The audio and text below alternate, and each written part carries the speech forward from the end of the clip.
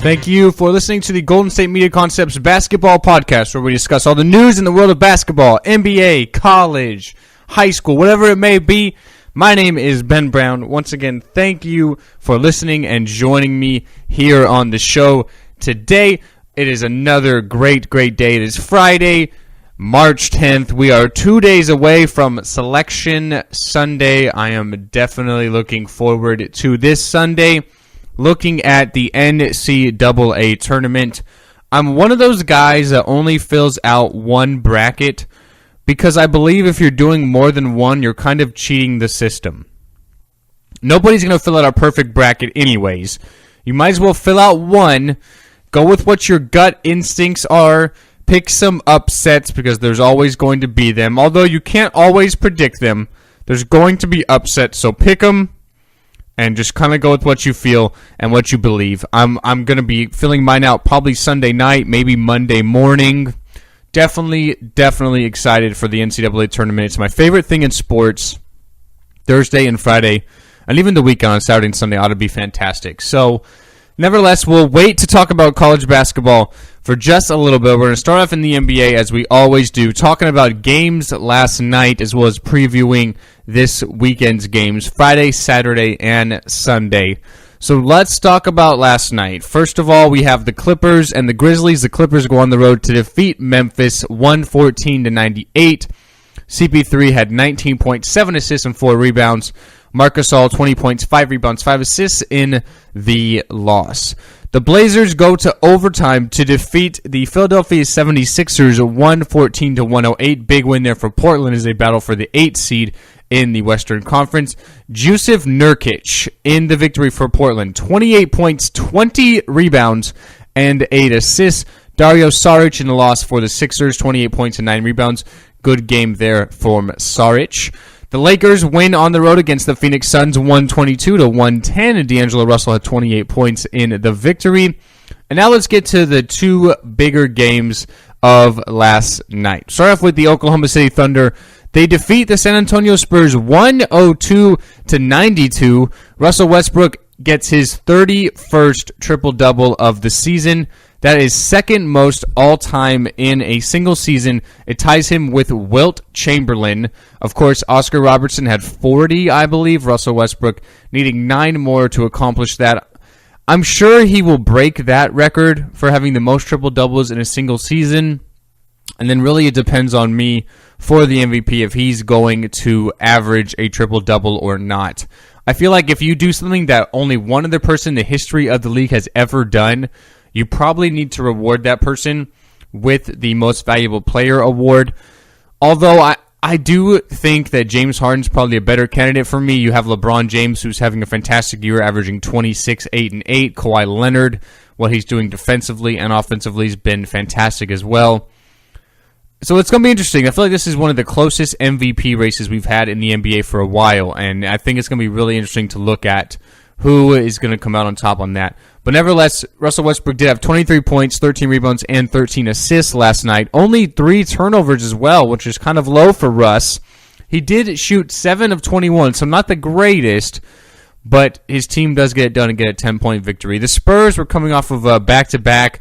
They played Sacramento the night before. They had to overcome a 28-point deficit to beat the Kings, which they did. It was in the first half. Kawhi Leonard and LaMarcus Aldridge were rested for that game. So playing here tonight, or I guess last night I should say, the Spurs really just did not shoot well. They shot 41%, only 31% from 3, something they don't necessarily do too much of. They had 14 turnovers as a team. So the Spurs kind of just didn't play that great of a game. I know Greg Popovich is not too sold on that, although with how the Warriors have been struggling without Kevin Durant recently, I feel like the game against the Thunder last night was a big loss for them to try and get that number 1 seed, depending on how important they view it. Right now, they are 2 games back of the Warriors as the top seed in the Western Conference. And let's get to the other top seed in the Eastern Conference. That's the Cleveland Cavaliers. They lose yet again, their 3rd loss in a row now. They lose to the Detroit Pistons 106-101. The Cavs have now lost 5 out of their last 7 games. And even LeBron James and his triple-double of 29 points, 13 rebounds, and 10 assists were not enough for the Cavs to defeat the Detroit Pistons on the road last night. They did get J.R. Smith back in the game. He played 19 minutes. He had 3 points. He did literally typical J.R. Smith stuff. He shot 1 of 9 from the field, 1 of 8 from 3, and he had a plus or minus of minus 28, by far the worst of any player in the game. Typical J.R. Smith, right? Comes right back in, launches up 8 threes, makes 1 of them. Cavs only shoot 28% from the three-point line. Kyrie Irving did have 27 points, 5 rebounds, but only 3 assists in the game. Played 40 minutes, took 22 shots.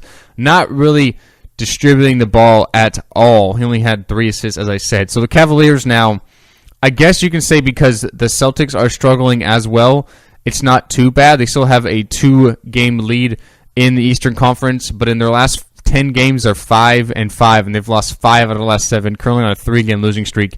Not too good for Cleveland. Brought in Andrew Bogut. He, of course, broke his leg and is now out for the season, literally within a minute of making his debut for the team. Darren Williams has been the backup there last couple of games now, and it hasn't really worked out especially well. I mean, he only played 17 minutes last night, had 4 points and 3 assists. So it's not terrible, but I mean, he only took 1 shot in 17 minutes. I think D. Will's got to be doing a lot more than that if he wants to be a big contributor on this Cavaliers team. And I mean, it is still the regular season. Of course, when they get to the postseason, I think things will get a lot more tight. I'm sure LeBron will take over a lot more and not necessarily worry too much. He's really just trying to get towards the postseason. But, I mean, nevertheless, the Cavs do drop last night. Andre Drummond had a great game in the victory last night, though. He had 20 points and 16 rebounds. So now let's look at the games on the NBA schedule from tonight, Saturday, as well as Sunday. The Magic will take on the Hornets. The Houston Rockets will battle against the Chicago Bulls. The Pacers will be in Milwaukee to take on the Greek Freak and the rest of the Milwaukee Bucks. The Warriors, without KD, will be on the road taking on the Minnesota Timberwolves. The Toronto Raptors will be playing the Atlanta Hawks. The Boston Celtics will be in Denver to take on the Nuggets. The Nets will battle the Mavericks, and the Washington Wizards will be in Sacramento to take on the Kings, who have lost 6 games in a row now. On Saturday, the Jazz will take on the Thunder. The 76ers will battle against the Clippers. The Knicks will take on the Pistons. The Pelicans will battle the Hornets. The Cleveland Cavaliers will look to right the ship against the Orlando Magic. They'll be in Orlando for that game on Saturday. The T-Wolves will take on the Milwaukee Bucks. The Toronto Raptors will battle the Miami Heat, who have had just a miraculous turnaround. I think the Heat have won 20 of their last 24 games. What they're doing is fantastic. They're on a 13-game winning streak. They're competing for that 8th seed in the West, and it's definitely a very, very fun thing to look at. The Miami Heat, I hope they do get in. It'll be a nice story. On Saturday, the big headliner is the Golden State Warriors taking on the San Antonio Spurs in San Antonio. This ought to be a great, great game. Big game to decide who might get the number 1 seed out there in the West. Not sure if the Spurs are maybe looking forward to this game a little too much before playing the Thunder last night. But the game is in San Antonio, so I would give the Spurs the edge for that game tomorrow. The Hawks will battle the Grizzlies on Saturday. The Suns will take on the Mavericks. The Wizards will be in Portland and take on the Trailblazers. And then the Nuggets will be on the road taking on the Sacramento Kings. And then for Sunday, we do have a few games on the schedule. The Bulls will battle the Celtics. The Knicks will take on the Nets. The Heat will take on the Pacers. The Blazers will lock up against the Suns. The Cavs will be in Houston and take on the Rockets. And the 76ers will be in LA to take on the Los Angeles Lakers. We'll take our first break of the show. After the break, we're going to talk about college basketball. A lot of great news within college basketball. Arizona have landed yet another 5-star recruit. Talk about who that is. Talk about some games. We have the conference tournament games going on. We're in the quarterfinals and semifinals for a lot of the big conferences. A lot of storylines. And tonight we have Duke versus North Carolina, the rubber match, the 3rd game of this season in the semifinals of the ACC tournament. We'll talk about all of that news and more right after the break at the Golden State Media Concepts Basketball Podcast. Tired of searching the vast jungle of podcasts? Now listen close and hear this out. There's a podcast network that covers just about everything that you've been searching. Hey! The Golden State Media Concepts Podcast Network is here. Nothing less than a podcast bliss with endless hours of podcast coverage. From news, sports, music, fashion, cooking, entertainment, fantasy, football, and so much more. So stop lurking around and go straight out to the Golden State Media Concepts Podcast Network. Guaranteed to fill that podcast itch. Whatever it may be. Visit us at www.gsmcpodcast.com. Follow us on Facebook and Twitter, and download us on iTunes, SoundCloud, and Google Play.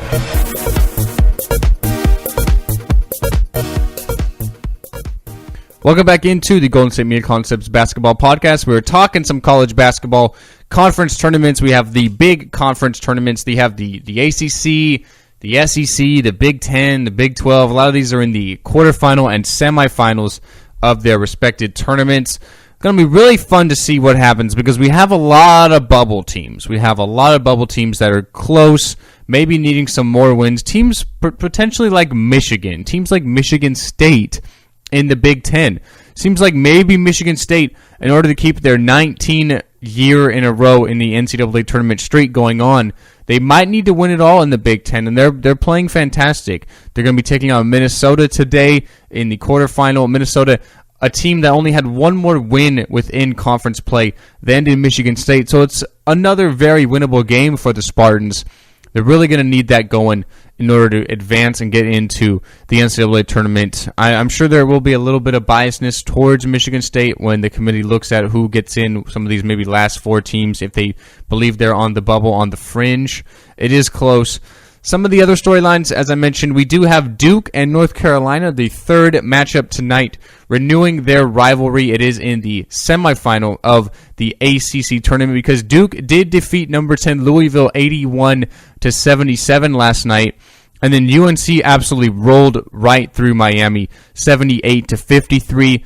That ought to be a great, great matchup tonight. I would give the edge to North Carolina. They were the regular season ACC champions. Justin Jackson and company should be able to roll through Duke in my eyes, but Duke did beat them this year once already. That game was at Cameron Indoor Stadium. This game, of course, is a little different at the Barclays Center in Brooklyn where the Nets play. So it's a neutral court. There's no home court advantage, but I will take UNC to advance in to the ACC championship game.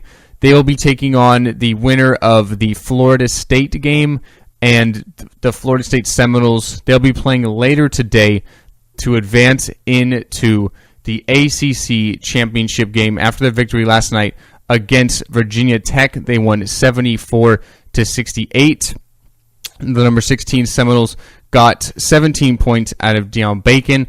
Played really, really well for them last night. So Florida State tonight, they'll be taking on Notre Dame in the semifinal there in the ACC. So the winner of Florida State, Notre Dame, and UNC and Duke will be winning the ACC tournament. Again, the automatic qualifier. Although all four of these teams will automatically just be in, whether they're at-large teams or not. The ACC is so good this year in college basketball, getting a lot of teams. They could easily get 10 teams, 7 or 8 of them for sure. I would not be surprised whatsoever if they got all those teams in to the NCAA tournament. So, some other storylines. Last night we did have number 1 Kansas lose. They did lose in the Big 12 tournament to TCU. So the number 1 seed Kansas Jayhawks are bounced early, although they did win the Big 12 regular season championship. They lost 85-82 to TCU. Nice win there for TCU. They're not going to be getting into the big dance unless they go all the way and win in the Big 12 tournament. This was the quarterfinals, so they are in the semifinals now. So there's a possibility that could be the case. That would also take another spot away from an at-large team because nobody expected TCU to get in. So that's the one thing I do have a problem with in college basketball is how we have the automatic qualifying teams that win the conference championship.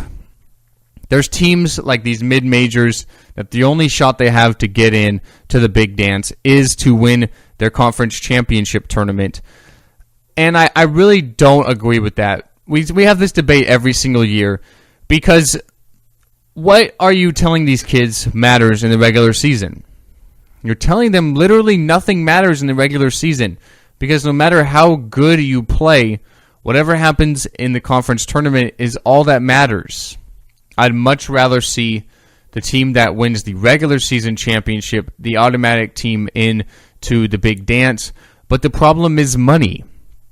These schools get a ton of money from these conference championship games. You have neutral courts, like in these big tournaments, or for instance, the mid-majors. You have the courts that maybe get a lot of people into them with the most ticket sales, the most revenue, because it's all about money. That's what drives everything. So I really don't agree with that, although that is the case.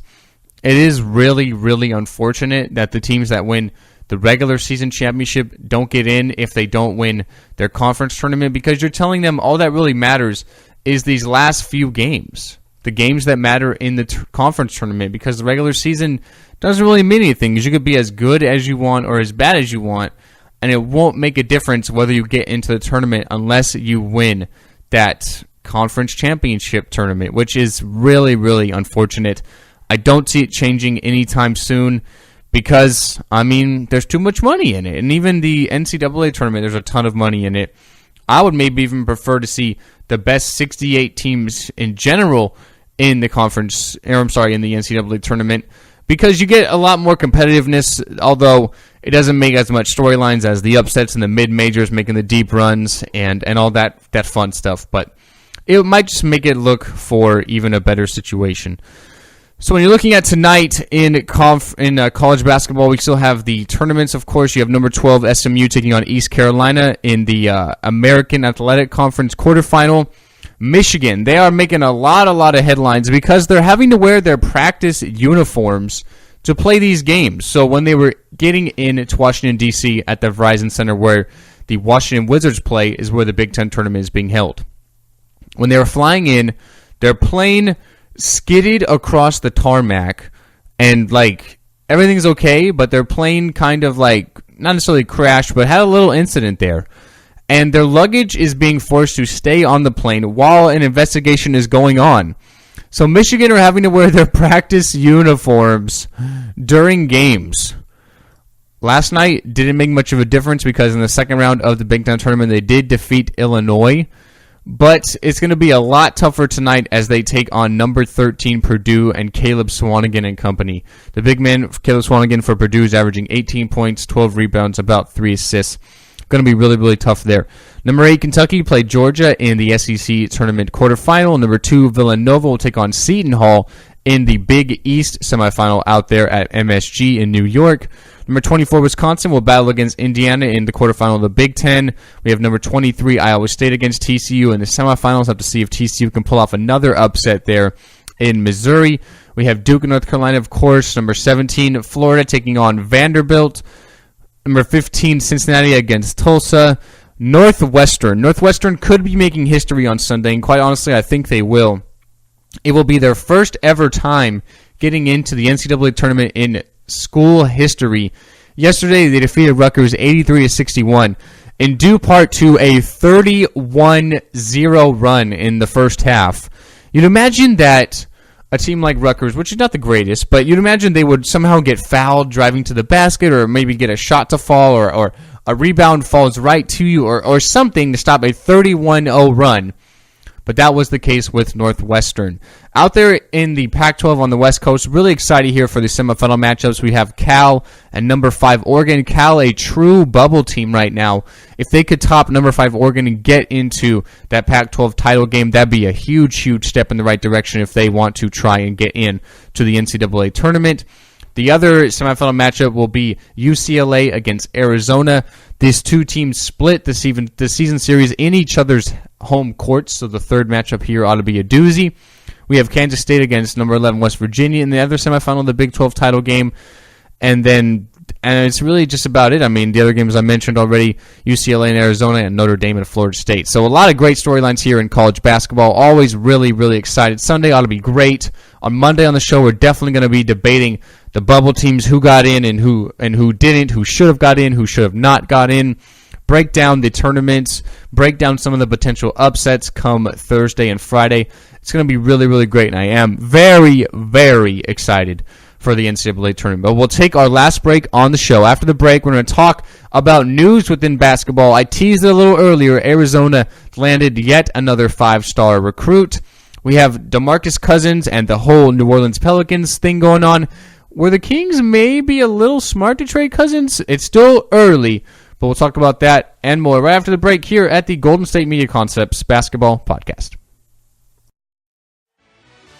Are you looking for the very best NFL and college football podcast? Then check out the GSMC Football Podcast. Get the latest football news both on and off the field. From the NFL Draft to trades to the rumor mill to the NFL Combines, they got you covered. That's GSMCpodcast.com/football-podcast. Get updates on college rivalries, game day insights, and much, much more. It's football talk the way you want it. This show eats, sleeps, and breathes football. Don't forget to like them on Facebook and follow them on Twitter. Visit GSMCpodcast.com for more info.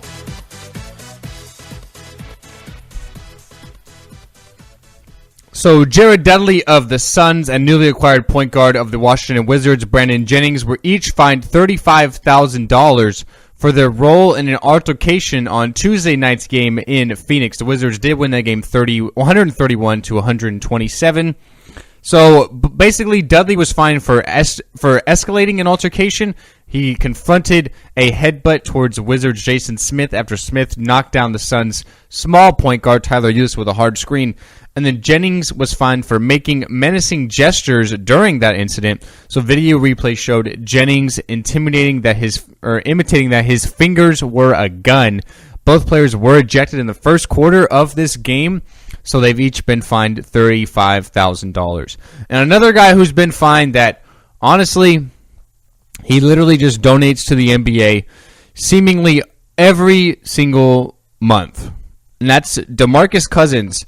The all-star forward for the New Orleans Pelicans was fined $50,000 for 2 separate instances of inappropriate language directed towards fans. I'm not going to repeat what Boogie Cousins did say, but basically after a loss to the Jazz, Cousins responded to a heckler in the stands by saying something that was recorded on a cell phone that forced him to be fined $50,000. So, I mean, fans always heckle players, and it happens all the time. But in every single arena, they have security where the player could say, hey, that guy's like giving me a lot of crap. Can you like tell him to basically shut up or get out or, whatever. This sort of stuff happens all the time. But that is not what happened. Boogie Cousins, definitely not a guy who's afraid to say what's on his mind. And, I've kind of been thinking about this the last couple of days, given how the Pelicans have started out under the DeMarcus Cousins era. And I realize it's still really early. Anthony Davis did miss the game the other night with a wrist injury, although x-rays were negative, so he's kind of listed as day-to-day. So we'll have to monitor how that situation goes in the next couple of days. But how has the trade kind of worked out so far? It's still really, really early. I don't think the Pelicans are done moving pieces. Of course, they need to bring in more players, get some shooters around these 2 big guys. But so far, it hasn't really worked out.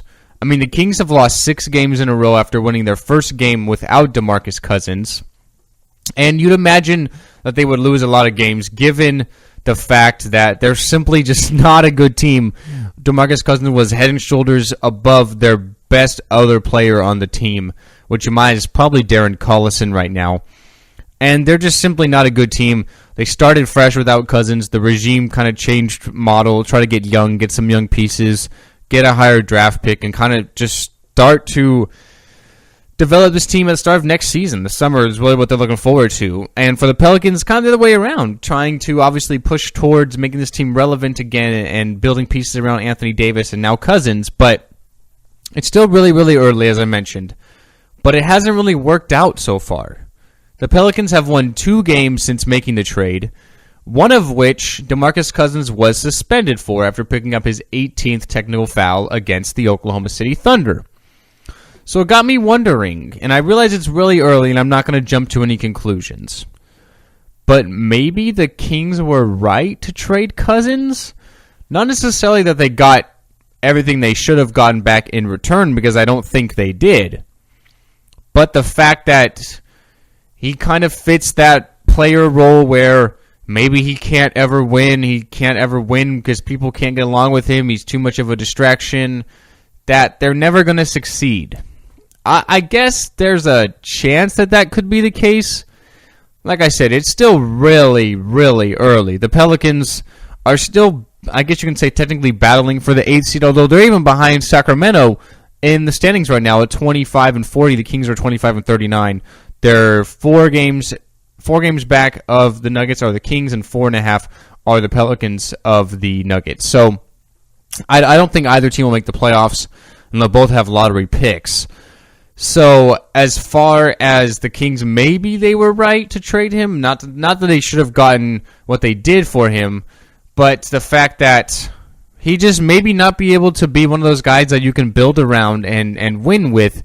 And given that they were probably going to have to give him a contract extension in the summertime, potentially it could have been a better move for the Kings, and it might be.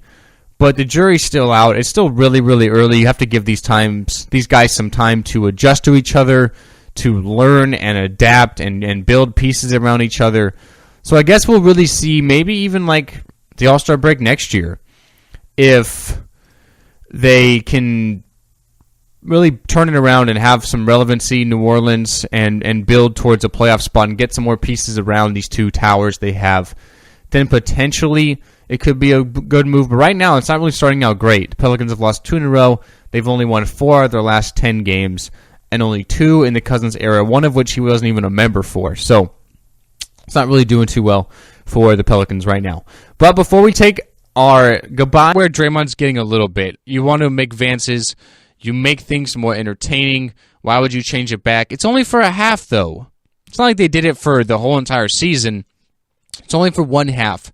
As far as making an impact on the game, I really don't see that being the case. I can see how it might be a little funny, a little confusing, kind of like, wait, I just noticed there's no music playing right now. Like, what's going on here? What's happening? I don't know anything about this. I can see how it can maybe throw you off a little bit, but making an impact on the game, I really don't see that being the case. The second half went back to normal. Everything was hunky-dory. I think it was just maybe one of those things that had you a little confused, and I don't think it made a huge impact on the game. I think it was just Draymond Green definitely not afraid to speak his mind. So, one more quick thing before we end the show. Kim Anderson, he's the head coach at Missouri. Well, not so much anymore. He's being asked to leave and step down as the men's basketball coach just after 3 seasons. Anderson took over in 2014 after Frank Haith left for the Tulsa opening. He went 19-44 in his first 2 seasons, and this season they are 7-23. The school asked him to leave at the end of the season. He's going to be able to coach in the SEC tournament upcoming, but at 7-23, I don't think Missouri's going to be going anywhere soon. He said, "This decision has been difficult for me personally because of the disrespect I have for Kim." That's what the athletic director, Jim Sturck, said in a statement. "I know how hard he and his staff have been working to turn this program around over the last 3 seasons. However, the lack of on-court success has resulted in a significant drop in interest around our program, and we cannot afford to have that continue for another year." So basically he's saying, we can't bring anyone in because we're not doing too well. We kind of have to let you go because we can't let the players go. This is something that happens all the time in sports. Missouri were pretty good in basketball a few years before that. Remember, they were the number 2 seed one year in the tournament, then they lost in the first round. But since then, Missouri really haven't able to been relevant in college basketball. So hopefully they can turn things around. The SEC's tough. Kentucky every season. Florida's good. Vanderbilt's never an easy out. Texas A&M's competitive. So Missouri, hopefully they can right the ship and turn things around. But Kim Anderson will not be part of that regime anymore. That's going to be it for the show, guys. I'd like to thank you once again for listening. My name is Ben Brown, signing off here at the Golden State Media Concepts Basketball Podcast. We will see you guys next time, and have a good day. You've been listening to the Golden State Media Concepts Baseball Podcast, part of the Golden State Media Concepts Podcast Network. You can find this show and others like it at www.gsmcpodcast.com. Download our podcast on iTunes, Stitcher, SoundCloud, and Google Play. Just type in GSMC to find all the shows from the Golden State Media Concepts Podcast Network, from movies to music, from sports to entertainment, and even weird news. You can also follow us on Twitter and on Facebook. Thank you, and we hope you have enjoyed today's program.